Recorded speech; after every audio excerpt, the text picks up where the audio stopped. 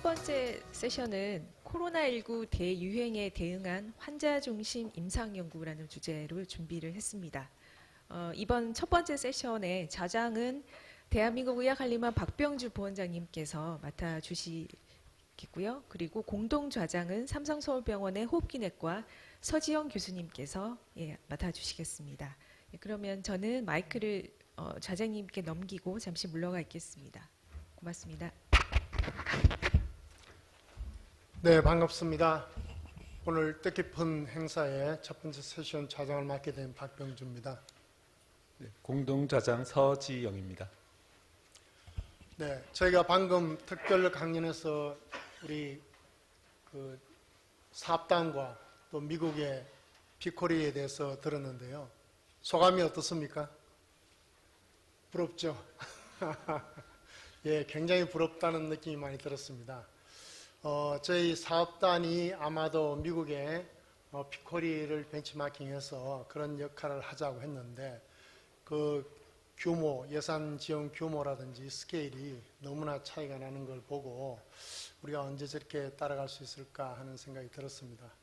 우리 사업단이 아까 허대석 단장님께서 첫 강연으로 소개를 해 주신 바와 같이 2019년부터 8년에 걸친 그 과정을 두 단계로 나눠서 금년까지 5년을 1단계, 내년부터 3년을 2단계로 해서 하는데 굉장히 많은 주제를 다뤘습니다. 아까 소개해 드린 바와 같이요.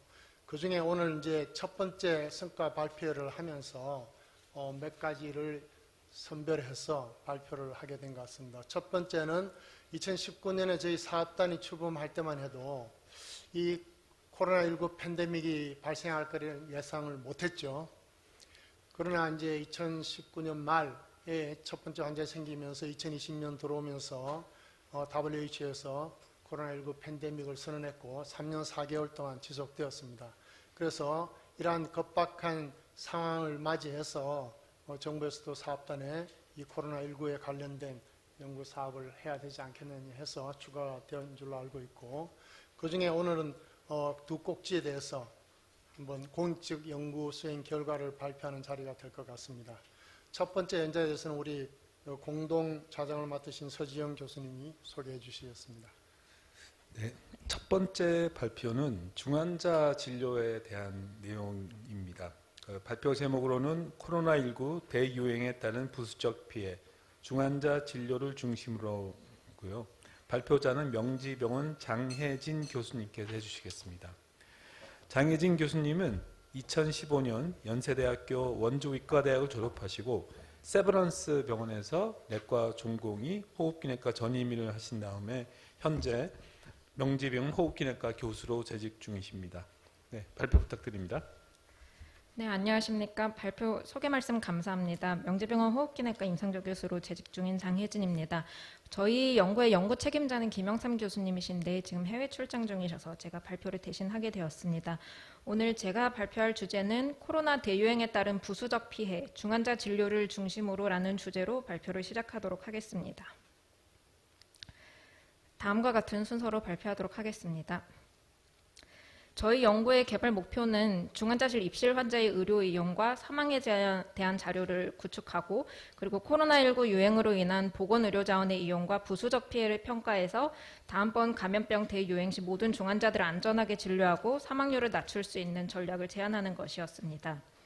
따라서 연구 내용은 코로나19 감염 중환자들과 그리고 건강보험 청구 자료를 이용한 중환자 입실 환자의 후양적 코호트를 구축하고, 그리고 통계청 사망 자료를 이용해서 초과 사망을 밝혀내고, 그리고 이 초과 사망에 영향을 미칠 수 있는 중환자실 월별 이용을 코로나 유행 전후로 비교를 하였습니다.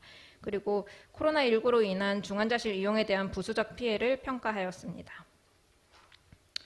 초과 사망에 대해서는 다음 두 가지를 생각을 하였는데, 첫 번째로는 이제 코로나 이외의 영향으로 인한 사망자입니다. 이것은 이제 비코로나 환자군의 사망에 해당이 되는데, 가설은 초기 코로나 감염 우려로 인한 입원 건수가 감소하거나 아니면 필요했던 시술이나 수술이 감소함으로 인해서 그러한 의료 행위가 감소했을 것이다 라는 가설이었고, 그리고 코로나 중환자가 늘어나면서 가용한 전체 병상 숫자 대비 일반 중환자군의 입실이 감소했을 것이다 라는 가설로 코로나 비코로나 환자군의 사망이 증가하여 초과 사망에 기여했을 것이다라는 가설입니다. 그리고 두 번째로는 이제 코로나 자체에 의한 사망인데 이것은 새로 생긴 감염병에 의한 익스트라 데스로 치명률과 위중증 케이스와 코릴레이션해서 보도록 하겠습니다. 초과 사망은 저희가 실제 사망자 수와 예측 사망자 수의 차이로 계산을 하였는데 이제 이 예측 사망자 수는 코로나 이전 5개년 데이터를 이용해서 월별 그리고 계절별 그리고 연도별을 공변량으로 하여서 포화송 리그레션 모델을 이용하여서 예측 사망자 수를 추정하였습니다.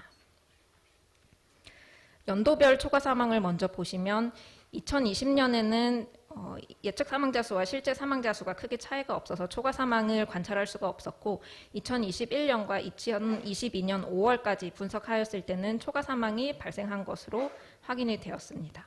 그리고 2021년보다 2022년의 후반기로 갈수록 초과 사망자 수는 더 증가하였습니다.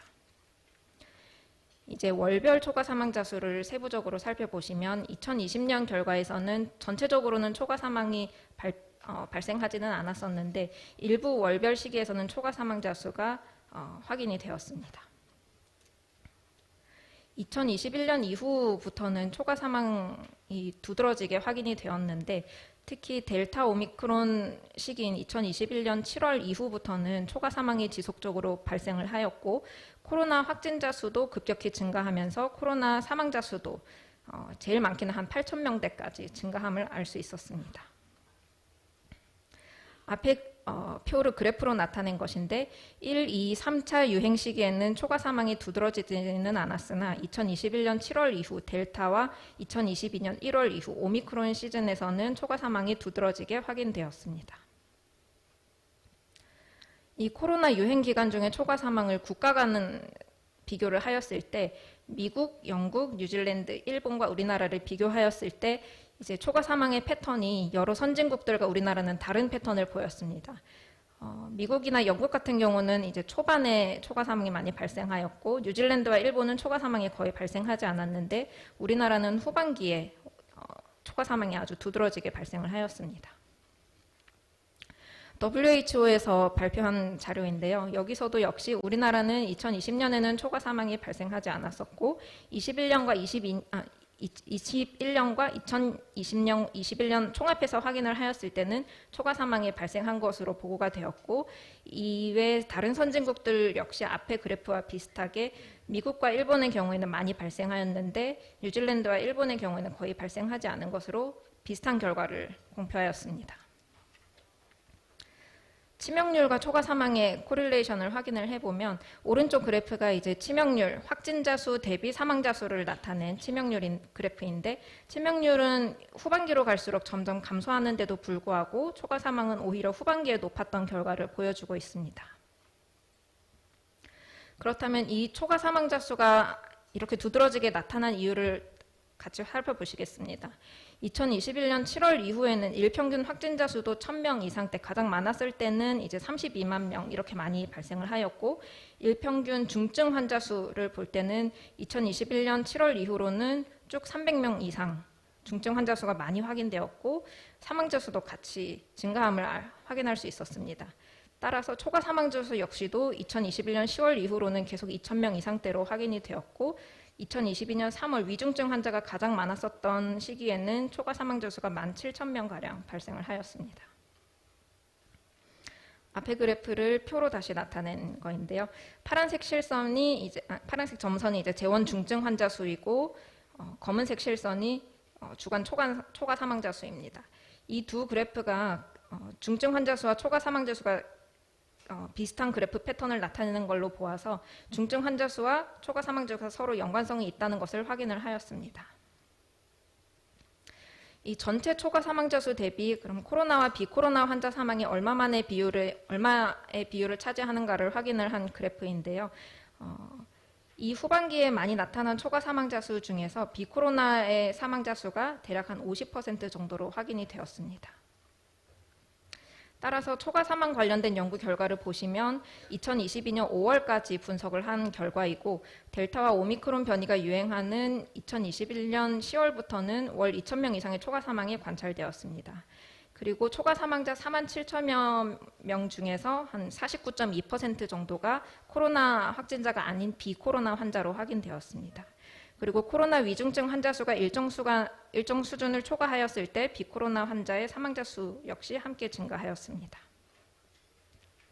그렇다면 이런 초과 사망자가 왜 발생하는지에 대해서 중환자 진료 관점으로 확인을 해보겠습니다. 이 표는 연도별 월별 중환자실 이용 건수를 나타낸 표인데요. 이 맨 밑에 토탈을 보시면 이제 2015년부터 2019년으로 갈수록 연도별 월별 중환자실 이용자 수는 점점 증가하는 추세고, 이 추세에서 2020년, 21년에는 숫자가 갑자기 감소하게 됩니다. 그리고 이 5년 평균과 2020년과 21년을 각각 비교를 하였을 때 초반에 1차 유행이었던 2020년 3월에는 7% 정도 감소하였고 4월에는 8%, 그리고 가장 많이 감소하였을 때는 9% 정도까지도 중환자실 이용률이 감소하였습니다.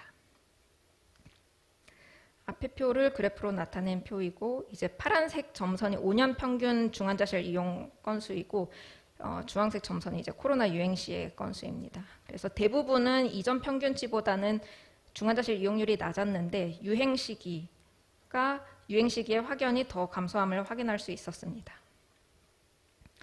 그리고 초기 유행 시기였던 대구 경북 지역에서의 1차 유행 시기 때 중환자실 이용률이 많이 감소하였고, 그리고 나중에 상급 종합병원과 종합병원 대상으로 동원령이 있었을 때에도 9.1%, 그리고 2021년 12월에는 7.8% 정도로 중환자실 이용률이 감소하였습니다. 그래서 여기서는 이제 주황색 실선이 코로나 중환자 위중증 환자의 숫자를 나타낸 것인데, 이 위중증 환자가 급증할 때 저희 나라에서는 이제 상급 종합병원과 종합병원에서 병상 확보를 위한 행정명령을 시행을 하였습니다. 당시에 1% 그리고 추가 1%를 이렇게 동원을 했었는데, 그때 당시에 앞서 보셨던 그래프와 같이 일반 환자군의 중환자실 이용이 급감한 것을 확인할 수 있습니다. 그리고 2021년도 병원 중환자 간호사회 현황 조사에서는 코로나 중환자 병상과 간호인력 지원에 대해서 일반 중환자실이 총 466병상 정도 축소 운영이 되었는데, 이것은 전체 중환자실 병상의 12.8%에 해당하는 수치입니다. 따라서 종합해 보면 코로나 유행 시기인 2020년과 2021년도 2년 동안 월별 중환자실 이용 건수를 확인해 보았을 때 중환자 진료를 위한 병상 동원 직후 그리고 코로나 대유행 시기 전후에 5년 평균 이용률에 비해서는 중환자실 이용률이 많이 감소하였습니다. 전체적으로는 최대 9.1%까지 감소하였고 종합병원에서는 12.6%까지 감소하였습니다. 그리고 중환자실 이용 감소 시기와 초과 사망 발생 기간이 상관성을 보여서 중환자실 이용에 대한 접근성 감소로 인해 초과 사망이 발생하였다고 추정이 됩니다. 그리고 다음은 이제 중환자실이 아니라 주요 질환 환자군의 입원 건수와 사망 건수를 보시겠습니다. 같은 호흡기 질환의 폐렴인 경우에는 이전 평균들에 비해서 2020년과 21년에는 입원 환자 수가 급감하였고, 반면에 사망자 수는 일정한 수를 유지를 하였습니다. 그리고 신부전의 경우에도 입원 환자 수는 증가하는 추세에서 살짝 감소하였으나 사망자 수는 더 증가하는 패턴을 보였으며, 그리고 뇌경색증과 뇌출혈의 경우에는 똑같이 2020년과 21년에는 입원 환자 수는 감소하였으나 사망자 수는 더 증가함을 확인할 수 있었습니다. 그래서 저희 연구에서는 코로나 유행 시기에 초과 사망이 발생함을 확인을 하였고, 이 초과 사망의 구성에는 코로나로 인한 직접 사망과 비코로나 환자들의 간접 사망으로 나눌 수가 있는데, 코로나로 인한 직접 사망의 경우에는 치명률이 감소한다 하더라도 재원 중인 위중증 환자 수가 증가하면 초과 사망이 증가함을 확인을 하였습니다. 따라서 우리나라에서는 재원 중인 위중증 환자 수가 초과 사망을 가장 잘 예측하는 지표임을 확인하였습니다. 비코로나의 경우에는 중환자실과 주요 질환 환자군을 나눌 수 있는데, 중환자실의 경우에는 코로나 유행 기간에 중환자실 입실이 많이 감소함을 확인을 하였고, 주요 질환의 경우에도 응급치료가 필요한 질환의 입원이 감소한 것과 반면에 사망은 증가함을 확인하였습니다. 다만 본 연구는 한계점이 있습니다. 왜냐하면 이제 초과 사망과 간접 사망에 기한 원인에 대한 분석이 부족하다는 한계점이 있는데, 첫 번째로는 중환자실 이용 건수에 대해서는 감소하였다는 것을 확인을 하였지만 중환자실 내 자원, 예를 들어 인공호흡기나 에크모 같은 의료기기가 실제로 사용률이 감소하였는지, 아니면 비코로나 환자들의 중환자실 입실 후 사망률이 증가하였는지, 이런 사망률 변화에 대한 확인을 하지 못하였다는 한계점이 있고, 그리고 의료 접근성 연관된 데이터, 즉 외래나 응급실 내원 건수에 대한 확인이 부족하였습니다. 그리고 의료기관 종별, 그리고 코로나 환자, 비코로나 사망 관련 데이터가 없다는 점이 한계점입니다. 그리고 시기별 초과 사망이 월별로 조금 달랐는데, 이 시기와 관련해서 코로나 변이 종류라든지 아니면 백신 도입과 백신 접종률이라든지 여러 영향을 많이 미칠 수 있는 요소들에 대한 연관성이 부족하였습니다. 그리고 초과 사망이 발생한 거에 대해서 코로나 환자들은 어떤 환자들이 더 많이 사망하였는지, 비코로나 환자들은 어떤 질환군에서 더 많이 사망하였는지, 이런 환자 관련된 위험 요소의 분석이 추가적으로 필요하겠습니다. 사망 원인에 관련해서는 이제 2022년까지의 사망 원인이 올해 9월에 발표되기 때문에 이에 대한 분석이 추가적으로 필요하다고 하겠습니다. 네, 발표 마치겠습니다. 감사합니다. 네, 아주 우리나라 사회에 있어서 중환자 시스템이 준비가 안 된 상황에서 코로나를 맞이했을 때 어떤 문제가 생기는지를 아주 잘 보여주는 그런 데이터를 만들어 주신 것 같습니다. 특히 안타까운 거는 다른 나라에서는 후반으로 갈수록 이런 콜레스테롤 데미지가 적었는데, 우리나라 사회에서는 어떻게 보면 준비할 시간이 있었는데도 불구하고 그런 콜레스테롤 데미지가 우리의 커패시티를 넘었기 때문에 생겼다는 게 너무 안타까운 그런 것 같습니다. 그런 이 코로나 이후에 우리가 이 사회의 어떤 의료 체계를 정비할 때 어떤 부분에 더 힘을 실어줘야 되는지를 시사하는 그런 데이터인 것 같습니다. 나중에 그 토의와 질문은 끝나고 받겠습니다. 두 번째.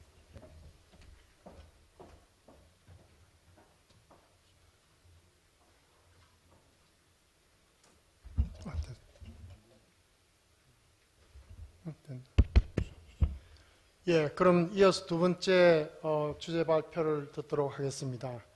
두 번째는 코로나19 대유행 중 보건의료 종사자의 건강영향평가를 경북대학교 병원 권기태 교수님이 발표해 주시겠습니다. 잘 아시다시피 우리 그 의사와 간호사 의료인들이 헌신적으로 대응해 주신 걸 잘 아실 텐입니다. 그래서 거기에 대한 데이터 기반으로 발표를 해 주시겠습니다. 권기태 교수님은 경북대학교 의과대학을 졸업하시고 지금 현재 경북의대 내과교실 그리고 칠곡 경북대학병원 감염내과 교수를 맡고 하고 계시면서 경북권 감염병 전문병원 건립추진단장을 맡고 계십니다. 네, 부탁드립니다. 네, 먼저 이런 뜻깊은 자리에서 발표할 수 있는 기회를 주셔서 감사드립니다. 제가 말씀드릴 내용은 매스컴이나 여러 군데에서 이 코로나19 종사자분들이 힘들다 어렵다 말은 아주 많았는데, 이제 구체적으로 어떻게 힘들어 하셨고 이분들이 좀 덜 힘들게 하려면 어떤 대책들이 필요한가에 대한 부분을 조사를 했습니다. 참여기관은 전국적인 참여 분포를 가지고 19개입니다. 의료기관 16개, 대학 3개고 각 지역의 거점 의료기관들이 많이 참여하였고, 이외에도 119 구급대나 다른 보건의료기관, 보건소라든지 이런 부분들도 연구 대상자에는 다 포함이 되셨습니다. 최종 목표는 이제 이 의료 종사자의 건강 영향을 평가하고 문제점 파악한 후에 해결 방안을 도출하는 것이고요. 수단은 크게 두 가지였습니다. 전국적으로 대규모 설문조사를 진행하고 또 일부 이 종사자들에 대해서는 심층 면접을 하는 거였습니다. 추진 체계는 주로 감염내과, 호흡기내과, 감염관리 전문가, 예방의학 전문가들은 설문조사에 집중을 했고, 정신건강의학 전문가들께서 심리 전문가들은 이세부로 해서 심층 면접 연구를 주로 진행을 했고, 관련 학회나 이제 거점 전담병원 운영하신 원장님들이 자문위원으로 참여를 하셨습니다. 연구 결과는 크게 6가지입니다. 설문조사 결과, 근무 실태, 객관성을 좀 담보하기 위해서 실제로 이분들이 어떤 형태로 근무했는지 근무 실태 조사를 같이 좀 진행을 했고요. 심층 면접 질문지를 확정하기 위해서 사전 포커스 그룹 인터뷰를 진행을 했고, 대책을 도출하는 과정을 거치기 위해서 전문가 합의에 의한 델파이 조사와 최종적으로는 문헌 검색을 통한 보건의료 종사자를 지원하는 지침을 개발해서 출판하였습니다. 설문조사 두 차례의 설문조사를 진행을 했는데 총 1차는 1,400명, 2차는 700명 정도 설문조사를 진행했고 설문지를 만드는 과정에서 참고한 변수들은 기존에 이 여러 가지 이 연구를 통해서 입증되어 있는 근거 기반의 설문 도구들을 활용을 했습니다. 지역 분포는 수도권과 대구, 경북 지역이 가장 많은 대상자였고 그 외 지역도 포함을 같이 하였습니다. 우울과 관련 있는 변수들 중에 상관관계가 높은 것을 보면 이제 만성 신체 질환이나 피로, 불면 이런 부분들이 크게 상관관계가 있었고 불안과 관계 있는 부분들도 이제 신체 증상이나 가족들과 함께 생활하는 경우에 가족들에게 감염이 전파될 수 있다는 불안 그리고 이 신종 감염병이기 때문에 외상 후 스트레스 증상 이런 부분들이 주로 관련이 있었고 소진과 관련 있는 부분들도 특히 만성 피로나 신체적 증상 부분이 소진과 관련이 많았습니다.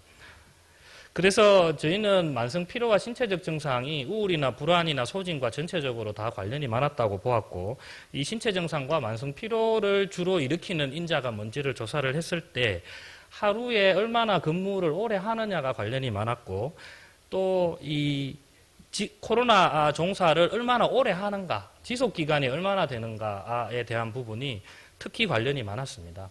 환자 숫자 부분은 관련이 오히려 적은 것으로 나왔는데 그 이유는 경증 환자인 경우는 많은 환자를 진료했고 중증 환자인 경우 소수의 환자를 진료했기 때문에 오히려 이렇게 나온 게 아닌가라고 생각을 하고 있습니다. 중증 환자를 많이 진료하고 오래 하는 경우가 소진율이 상당히 높았었습니다.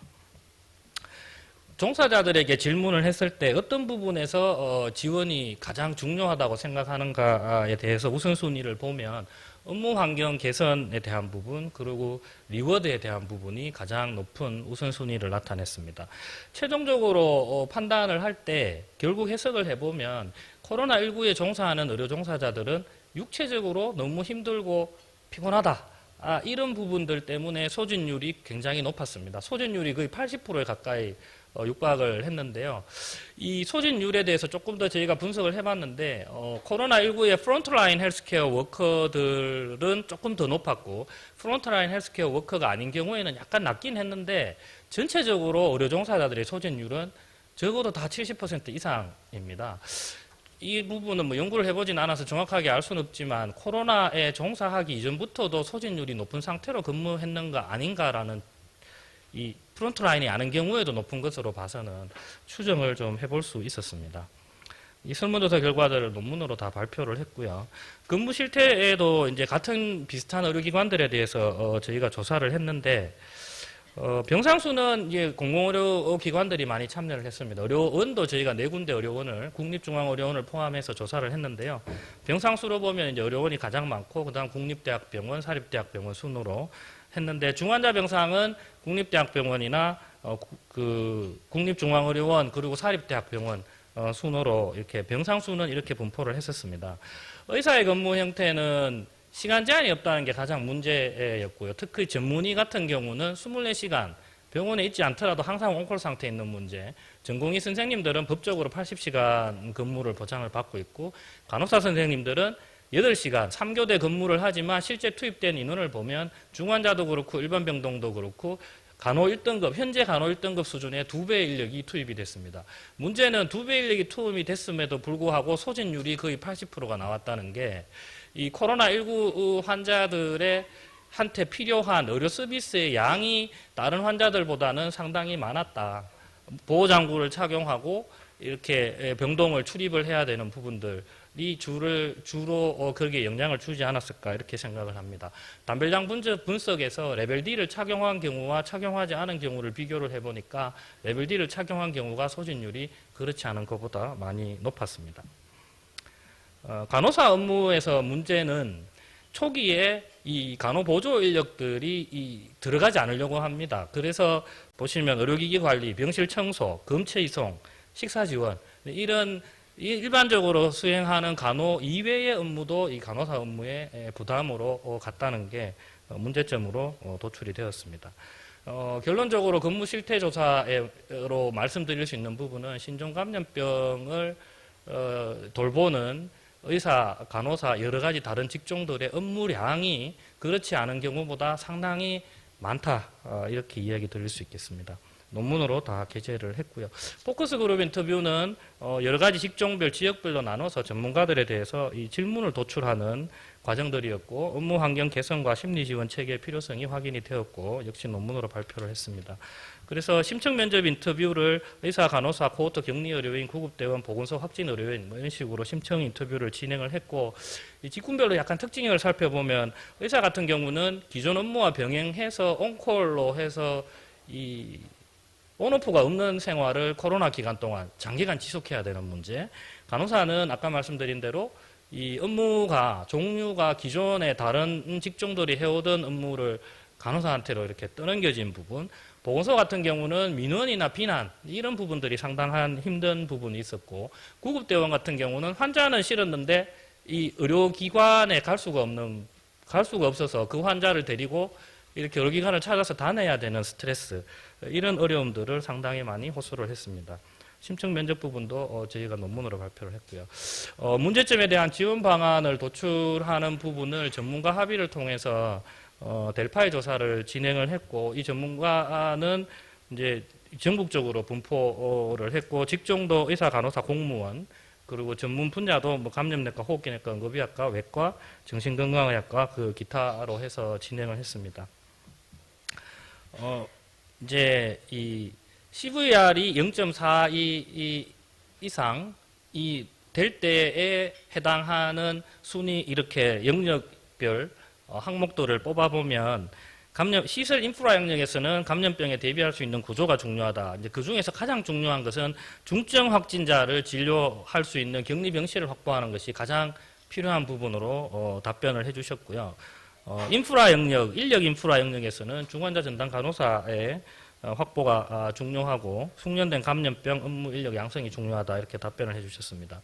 협조 체계 영역에서는 현장과 중앙의 의사소통 부분을 이렇게 우선순위로 올려주셨고 지원 물품에서는 이게 초기였을 것 같은데요. 이제 보호복이나 방역 물품 지원이 초기에 어려운 부분들이 많았기 때문에 특히 대구에서 제가 근무하는 병원에서는 레벨 D 보호복이 지금 생각하면 꼭 레벨 D까지 필요했었던가라는 생각이 있기도 하지만 하루분밖에 남지 않았던 적도 있었습니다.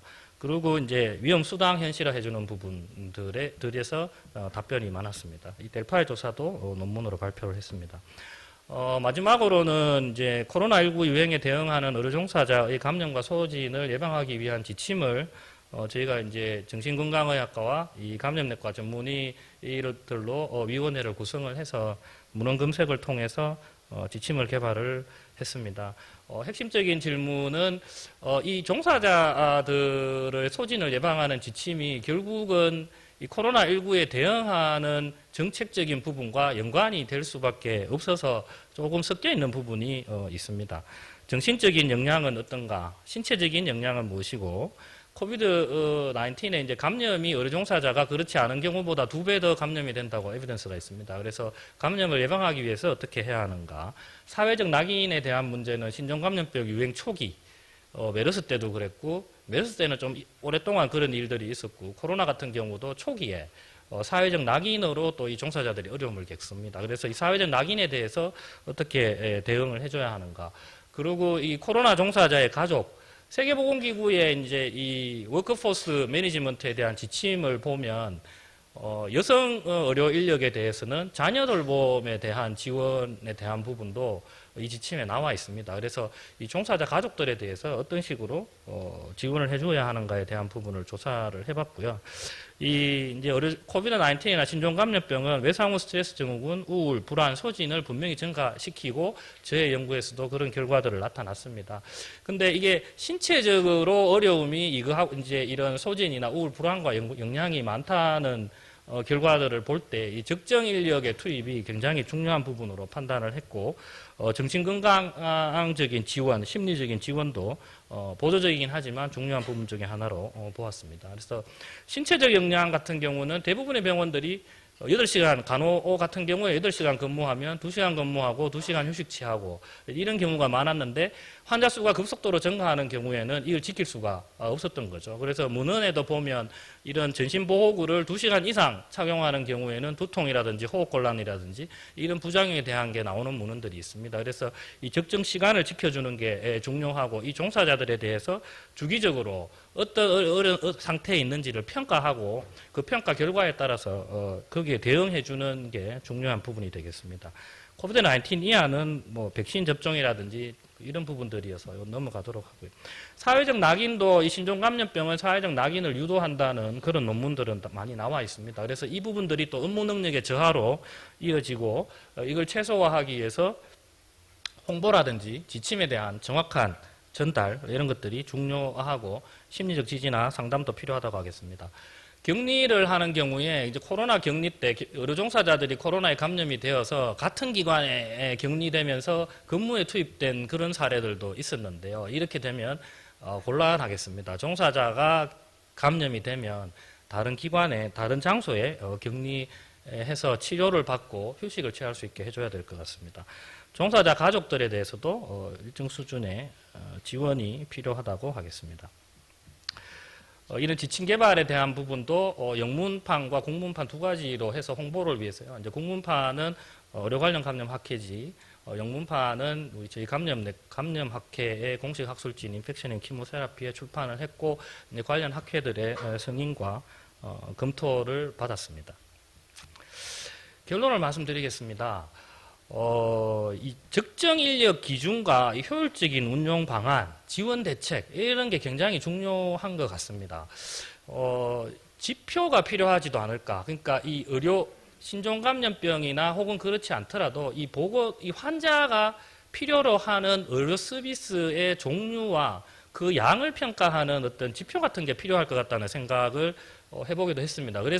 그리고 또 한 가지는 이 종사자가 행할 수 있는 의료 서비스의 양이 어느 정도 가능한지 그걸 계산을 해서 실제로 의료 종사자가 신종감염병이 유행할 때와 하지 않을 때 이 운영을 어떻게 해야 할지 어느 정도의 인력을 투입해야 할지 이런 부분에 대한 좀 세밀한 연구가 필요하다는 생각이 들었고 이 종사자들의 저희는 조금 어떻게 보면 설문조사를 주로 해서 의존을 했기 때문에 실제 근무하는 양을 구체적으로 평가해서 좀 하는 연구도 필요하지 않나 이렇게 생각해 봅니다. 그리고 국가도 마찬가지고 지자체도 마찬가지고 의료기관도 마찬가지인데 이 신종감염병 유행할 때 대한 의료 인력에 대한 종합계획이 필요하다.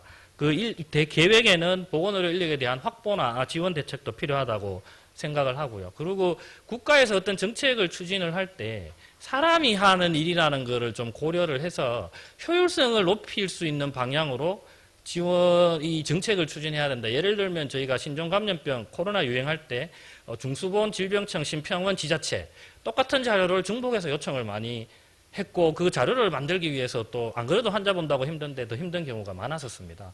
지금 이런 걸 이제 통합하는 연구를 하고 있는 걸로 알고 있는데 이런 부분들도 좀 필요하겠다고 생각을 했고요.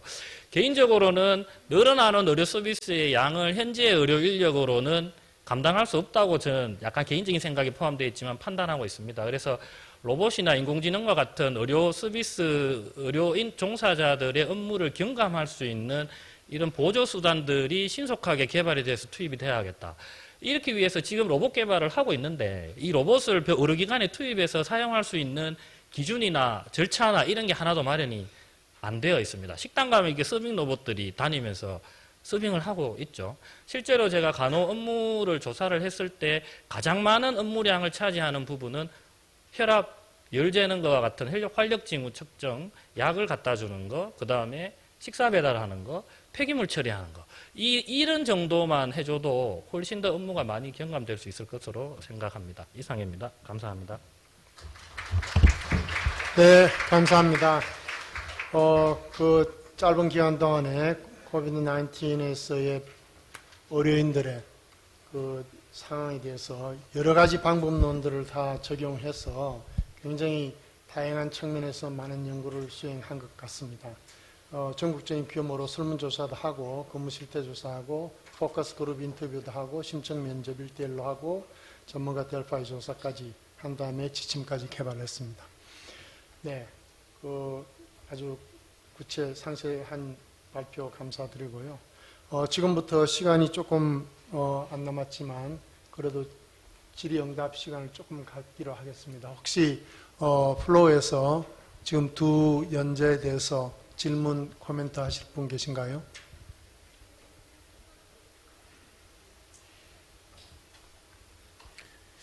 그럼 제가 장혜진 네.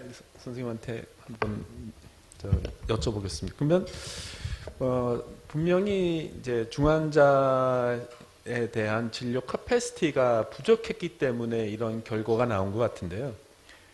선생님 생각하시기에는 뭐 그런 데이터가 있으면 더 좋고요. 이게 시설의 문제일까요? 아니면 인력의 문제일까요? 그 어떤 거냐에 따라서 또 정부에서 정책적으로 앞으로 투자가 돼야 될 텐데 어느 쪽이 더 문제였을 것 같습니까? 네, 좋은 질문 감사합니다. 제 개인적인 생각으로는 일단은 시설보다는 인력 쪽의 문제가 더 크지 않았나 싶습니다. 왜냐하면 이제 중환자실이라고 하는 곳은 이제 특수 간호부서이고 저희 병원 같은 경우에는 이제 위중증 환자 병상이 들어오면서 이제 일반 병동의 간호사분들이 차출이 되셔서 중환자 진료를 담당하셨던 경우도 있었는데 사실 이게 다 중환자 간호를 담당하는 인력이 부족했기 때문에 그렇다고 생각을 하거든요. 그리고 이런 고도의 이런 전문 지식과 다른 고주의 약물들 그리고 이런 기기들을 다루기 위해서는 이제 충분히 잘 훈련된 인력들이 필요한데 시설보다는 이런 인력에 대한 부족이 나중에 이 후반기로 들어갈수록 의료진에 대한 부담이 늘어나면서 초과 사망이 발생하지 않았나 하는 개인적인 생각을 갖고 있습니다.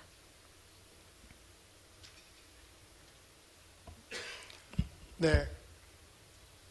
플로어에서 없으면 제가 우리 두 번째 연자님께 질문을 드리도록 하겠습니다. 첫 번째 연자와 마찬가지로 저희가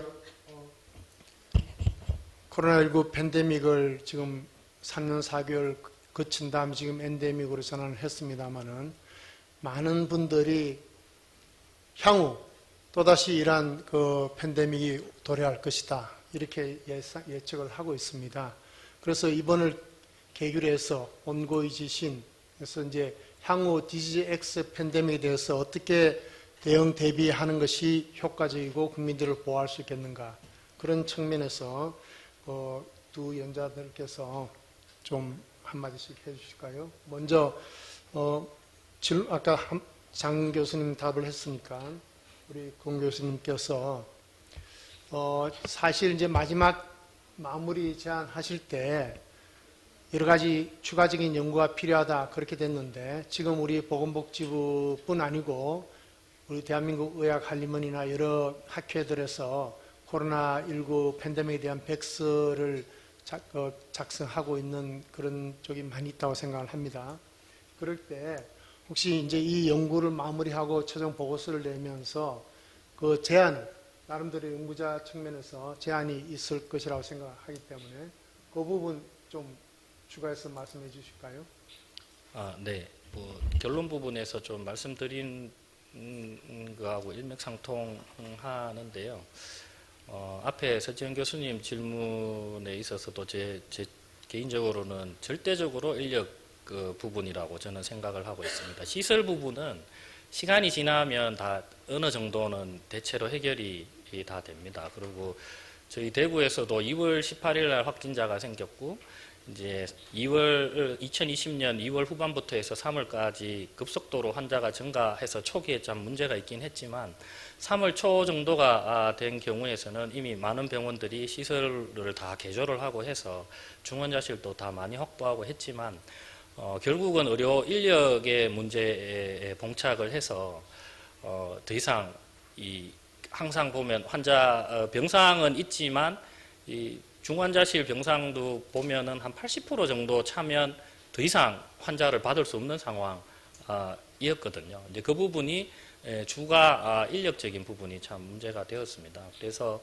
이 의료 종사자에 대한 부분은 신종감염병뿐만 아니고 지금 다른 부분들도 다 마찬가지일 것 같습니다. 전체적으로 이 의료 체계 안에서 이 의료 인력에 대한 계획과 대응 방안, 지원 방안, 또 업무를 어떻게 하면 효율적으로 업무를 할 수 있는지에 대한 연구, 이런 부분들이 향후에 이제 백서조 저희도 이제 대구 경북권역에서 지금 권역 완결형 의료 대응 체계 준비 작업의 하나로 그동안 저희가 해왔던 부분들을 정리를 하고 있는데요.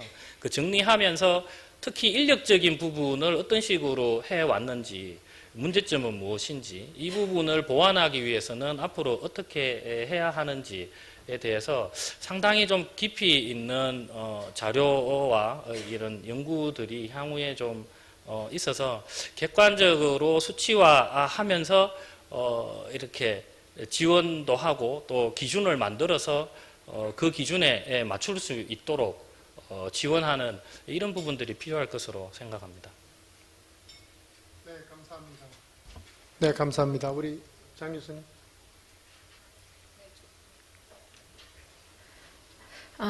저도 이제 앞서 답변 드린 것과 비슷하게 이런 유사시에 이렇게 동원될 수 있는 인력 확보가 가장 중요하다고 생각합니다. 이게 언제까지 감염병이 지속이 될지 모르기 때문에 이런 의료진들의 피로도라든지 이런 것들을 생각을 한다면 평소에 이제 이런 유사시에 대비해서 의료진들이 트레이닝을 하면서 이런 이벤트에 대비를 하는 것, 이런 인력적인 준비가 제일 중요하다고 생각합니다. 네, 감사합니다. 조부령 교수님. 네, 오늘 주제랑은 조금 간격이 있을 수도 있는데 전문가들이 나와 계시니까 아까 발표 보니까 저는 우리나라가 참 그래도 잘했다고 생각을 했는데 일본이나 뉴질랜드는 더 결과가 좋은 것 같더라고요. 근데 지금 우리 중환자실이나 이런 정신건강적인 측면에 대해서 말씀을 주긴 했는데 이게 아마 중환자실의 문제만은 아닐 거라고 생각을 하는데 그럼 일본이나 뉴질랜드는 우리와 뭐가 달랐길래 저런 좋은 결과가 나왔는지 혹시 알고 계시는 부분이나 논의되는 부분이 있으면 말씀 주시면 감사하겠습니다. 네, 좋은 질문 감사합니다. 저희가 조사를 하였을 때 일단 그 정부의 방역 정책 측면에서 일본과 뉴질랜드는 초반부터 강력한 봉쇄 정책이 굉장히 외국인에 대한 봉쇄 정책도 굉장히 강력하게 진행이 되었었고 그리고 그 일본 같은 경우는 우리나라보다 백신 도입 시기가 훨씬 빨랐습니다. 그래서 이런 후반기에 초과 사망이 많이 발생했던 부분은 그런 정책적인 측면과 그리고 그 백신 관련된 그 요소가 크지 않았나 하고 생각을 하였습니다. 네, 의료 대응 부분에서 잠깐 말씀드리면 일본 같은 경우는 이 지자체별로 이 대응 체계가 굉장히 탄탄했고 공공의료기관의 비율이 한 20-30% 정도 됩니다. 우리나라는 이제 4-5% 의료원이나 이런 게 이제 이런 공공의료기관이 집중적으로 투입이 되게 되는데 일본 같은 경우는 우리보다 공공의료기관의 비율이 좀 더 높은 그 장점이 있었고요. 또 한 가지는 좀 파격적으로 이렇게 해줄 때 그래서 의료기관들이 이 신종감염병 환자를 많이 본 기관들이 오히려 수익이 확 많이 오르게 될 정도로 이제 그런 부분들에서 우리하고 조금 다른 측면이 있었다고 들었습니다. 네, 혹시 서지영 선생님 코멘트. 또 하나 저는 사실 저 권기태 교수님한테 여쭤보려고 했는데 우리나라는 조금 큰 병원에서도 보면요. 중환자를 보는 사람들만 고생했거든요. 그러니까 뭔가 다른 나라 병원들, 뭐 미국에 있는 친구들도 보면은 일단은 어느 정도 수준의 환자가 생기면은 거기에 공동 대응을 해서 다른 과 선생님들도 중환자 진료에 들어갈 채비도 하고, 그 수술 같은 것도 많이 연기를 하고, 그 지역에 그러면서 그 위기를 넘어가는 서로 공동 책임을 지는 그런 모습을 보여줬는데 과연 우리나라 병원들은 그런 모습을 보여준 데가 있을까 그런 생각이 들어서 그 질문 아마 공기태 교수님한테 한번 해보려고 했었거든요. 그래서 그런 분위기도 조금 관여하지 않았을까 그런 생각 좀 해봅니다. 네, 뭐 거점 전담병원 같은 경우는 이제 말씀하시는 식으로 대응을 했습니다. 저희 병원도 거점 전담병원인데 제가 주로 이렇게 인력 배치를 짜고 이런 역할을 했는데 심지어 병리과 전공의도 제가 감염내과로 파견 오게 해서 막 대응하게 하고 그리고 이렇게 과별로 막 그 병동을 저희가 한 400병상까지 운영을 했었기 때문에 신경외과, 외과, 어느 과 할 것 없이 다 이렇게 했고요. 의료원이나 이런 데도 말씀을 들어보면 전체적으로 의료기관 전체가 다 이제 투입을 하기도 했는데 조금 일부 기관, 거점 전담병원이 생김으로 해서 오히려 조금 그쪽으로 이렇게 너무 집중되었던 측면, 없어서 문제이기도 했지만 조금 이제 그런 부분들도 있었을 거라고 생각을 합니다. 네, 지금 주어진 시간이 너무 짧아서 오랜 토론을 하기 어려운데 지금 아까 말씀드린 것처럼 다양한 보건복지부를 포함해서 다양한 기관 단체들이 지금 코로나19 팬데믹 시기에서의 일어났던 각종 문제와 개선 방안에 대해서 열심히 정리를 하고 있습니다. 그래서 거기에서 아마 의료계 내적인 문제와 의료계 외적인 문제 그리고 보건복지부의 정책적인 문제 이런 것들을 다양한 측면에서 지금 조망을 하고 정리를 하고 있는 걸로 알고 있으니까 제 생각에는 이렇게 이제 만들어지는 백스를 포함한 보고서들이 보건복지부로 제출이 되고 하면은 지금 우리 보건복지부에서도 나와 계시니까 잘 반영을 해서 향후 다시 다가올 디지즈 X 팬데믹을 어떻게 하면 효과적으로 대비할 건지에 대해서 잘 그 시스템을 구축하는 게 필요할 거라고 생각합니다. 네, 그럼 이것으로 우리 첫 번째 세션은 일단 종료하도록 하겠습니다. 참여해 주신 모든 분들 감사드립니다.